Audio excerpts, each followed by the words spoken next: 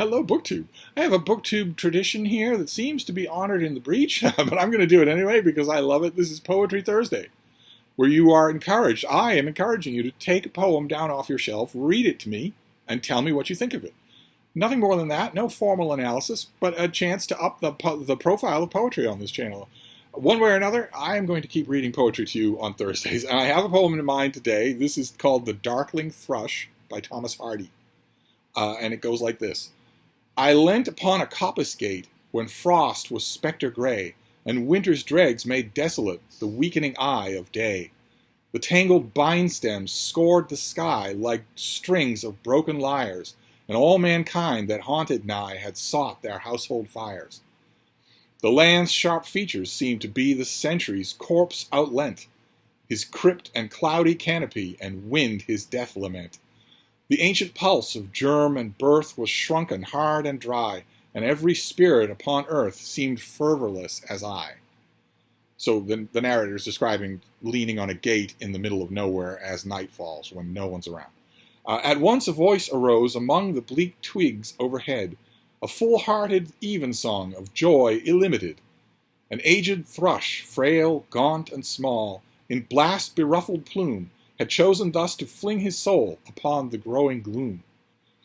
So little cause for carolings of such ecstatic sound was written on terrestrial things afar or nigh aground, that I could think there trembled through his happy good-night air some blessed hope whereof he knew, and I was unaware. And that is a lovely bit of poetry from which I think we can glean two things. One, that Thomas Hardy was probably lots of fun at parties. And two, how mutable poetry is. Right? How mutable it is. You put a different poet, or even Thomas Hardy at a different point in his life, at a picturesque garden gate at nightfall, when all people have hurried back to their household fires and one bird is heard overhead. You put a different poet in that setting, or Thomas Hardy in a different point in his life in that setting, you could get a very different poem. You could get one that was joyful, wonderful, meditative, philosophical, even religious. In this poem, you don't get that. In this poem, the narrator of the poem is intentionally laying it on thick, showing you how bleak and pointless the world is, how the gloom is gathering, not just on the heath and hedgerow, but also the philosophical gloom, the gloom of life is there, and how pointless it is, and how empty it is. And yet, in the midst of this, there is a song of joy. Illimited, as Thomas Hardy puts it. You may think, boy, this is an old-timey poem. It happened before the word unlimited existed. That's not true. He chose that word intentionally. One way or another, he is suddenly accompanied by this gorgeous sound, this sound that is open to the whole of the world and is pure joy. And he makes point of noting that it comes from an old, gaunt thrush. This is not a bird singing in the full flush of youth. In other words, the thrush is kind of a parallel to the narrator in the poem. The thrush has seen many a storm, many an empty nest, many a mating, many a season, and isn't going to see too many more. And yet in that exact same setting, that thrush sounds a loud, ebullient note of joy. This is a poet's convenience, of course. This is a poet's trick, as so many things that we read in poetry are. There is no joy in the thrush's song as we understand the term. The thrush is not the narrator. The thrush is not coming out of his nest looking at this barren world of encroaching doom and deciding to be optimistic. It is not a counterpoint of any mystery that the thrush knows that the narrator doesn't know about hope with a capitalized H. It's not that. It's roughly analogous to something close to that, but it's not that kind of human juxtaposition of moods onto the natural world gets poets a lot of mileage, but it doesn't do a whole lot of good. For instance, as bird people would certainly tell you that the thrush was singing out of instinct in that moment and every other moment, that it was singing out of instinct to call a mate, to delineate territory, to signal a food source, to signal the presence of a predator or a potential threat. Perhaps the thrush is warning other thrushes about the narrator in the poem.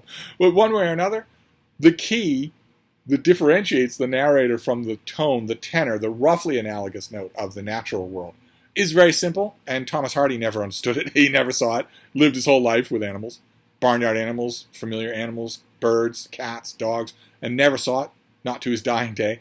But the thing that he's looking for, the hope with a capitalized H that he's looking for, the difference between the sound of that natural world and his own or his narrator's musings at the coppice gate, is worry. Worry. The phenomenon of worry. Humans worry. And the thrush does not. Animals don't worry.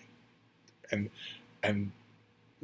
so they can lament, they can mourn, they can definitely be unhappy when something negative happens to them, right? If a snake is trying to worm its head through the very small opening of a wainscoting nest of a group of sparrows, the sparrows inside are very unhappy about that. The 2 or 3 males are very angry about it. They will try their best to defend, to repulse. But everybody else is also unhappy. They're afraid, but they're also unhappy at this turn of events. Something negative is happening and they don't like that. Fine. But there's no worry. There's no worry. The sparrows take precautions to make their nest secure. But once those precautions have been taken, they don't spend any time worrying inside on a rainy night about whether or not those precautions are sufficient. And the same thing is true with thrush that comes out onto its branch at sunset to give cry, to give a full and hopeful cry. That thrush thinks many, many things, but it does not think about an encroaching gloom. It does not think about that. Animals just don't. Humans do that.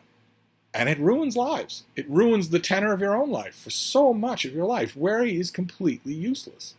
It is a completely useless thing that humans do. It's not the same thing as sadness, and it's not the same thing as precautions. It's something extra that robs humans of their sleep. It robs them of their contentment, even when things around them are content. That is the what I believe is the essential sort of ideological bugaboo going on in this poem, is that the narrator is worried. He is worrying about all kinds of things that he doesn't enumerate in the poem, and noticing that this living thing right next to him in the exact same setting is not.